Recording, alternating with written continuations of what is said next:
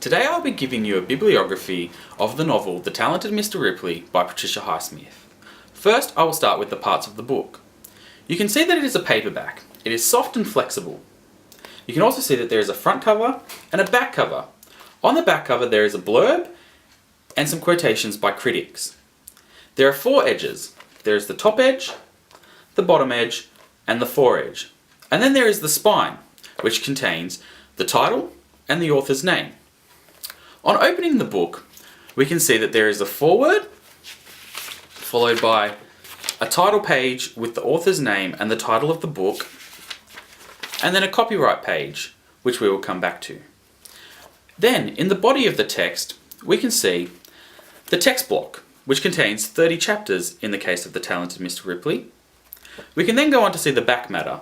In the back matter, we have an appendix of other books by Patricia Highsmith, as well as a flyleaf. Now back to the copyright page. The copyright page contains information like the copyright acknowledgements, the publisher's details, the ISBN, and what edition the book is. This copy of the book is the 1999 edition and was published by Vintage Random House. The book was first published in 1956 by the Crescent Press, showing this book is not the first edition and there have been several in between. Now I will go on to the critical reception of The Talented Mr. Ripley and its cultural impact. While it is hard to find the exact information for the novel's reception, we can see in several ways that its overall reception was good, but probably not without controversy back in 1956. The copyright page shows us that it is not the first publication, and was still being published over 50 years later. This is a good sign that the book was a popular book.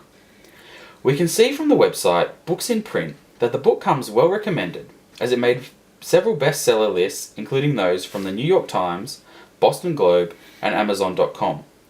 We can also see from examining the statistics on Goodreads.com that it is a fairly popular book, with over 16,000 ratings, over 1,000 reviews, and a total of 3.9 stars out of 5.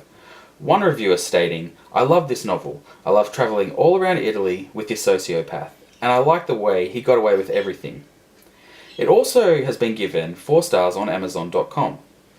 This novel would have raised some questions about its content, as it tackles many controversial issues such as homosexuality and racism. These issues were not as well received back in the 50s as they are today.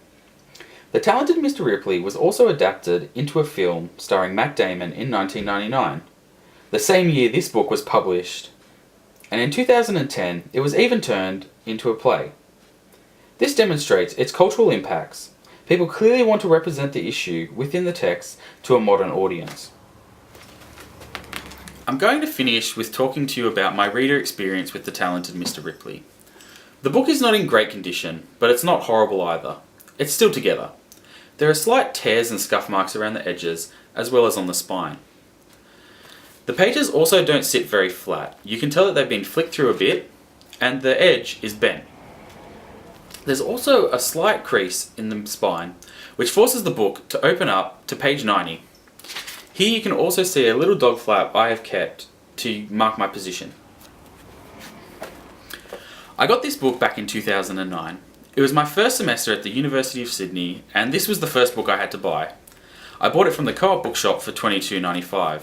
It was for a class on crime fiction, and I read it alongside books such as The Big Sleep. I've only read through this book in its entirety once, but however I have flicked through it often for assessments. Other than that, it's just sat on my bookshelf and it's been left there ever since.